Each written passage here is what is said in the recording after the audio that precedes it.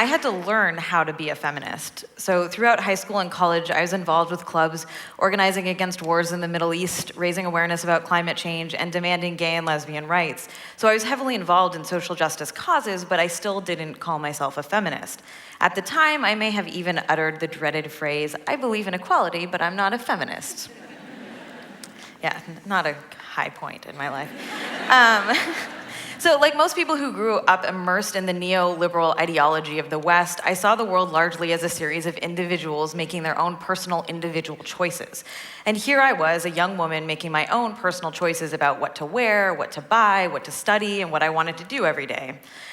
Within that narrow individualistic framework, feminism seemed like a relic of the distant past.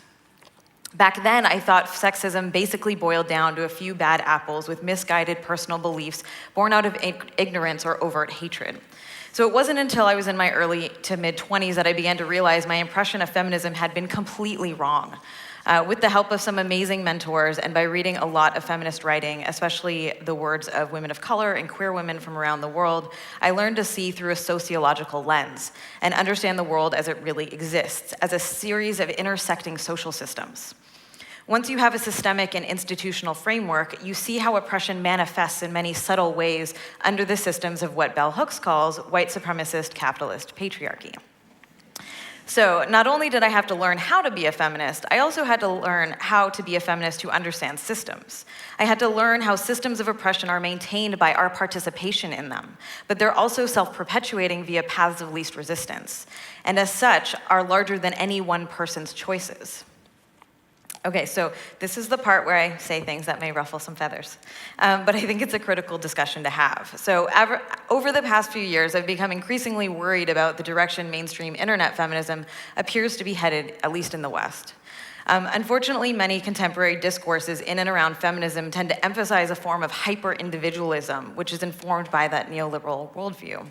More and more, I hear variations on this idea that anything that any woman personally chooses to do is a feminist act. This attitude is often referred to as choice feminism. Choice feminism posits that each individual woman determines what is empowering for herself, which might sound good on the surface, but this concept risks obscuring the bigger picture and larger fundamental goals of the movement by focusing on individual women with a very narrow individual notion of empowerment. It erases the reality that some choices that women make have an enormous negative impact on other women's lives. So it's not enough to feel personally empowered or be personally successful within the oppressive framework of the current system. Even if an individual woman can make patriarchy work for her, it's still a losing game for the rest of the women on the planet.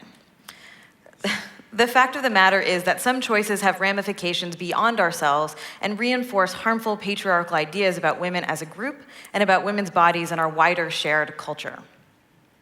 And because of how systems of oppression intersect and compound one another, it's women of color, indigenous women, women living in the global south, women with disabilities, queer women, and trans women who bear the brunt of these ramifications. Choice feminism also obscures the fact that women don't have a real choice. We have a very narrow set of predetermined choices within patriarchy. Women can choose from a pre-approved palette, but we cannot meaningfully choose liberation. We cannot choose a way out from our constraints, at least not without ending these oppressive systems that limit our options.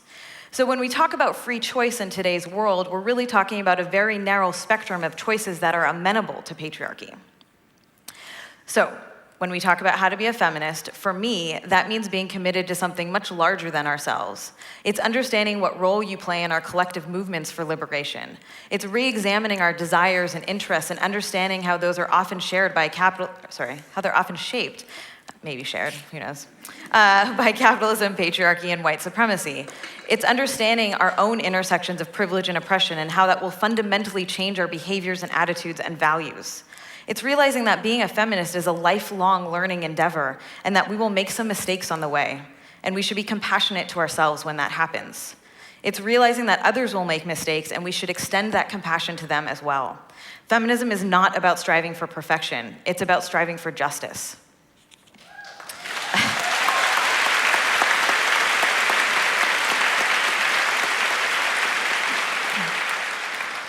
We are all connected. We are all bound together under the oppression of patriarchy, and as such, our personal actions or inactions do have a harmful effect on other women, especially those from the most marginalized communities.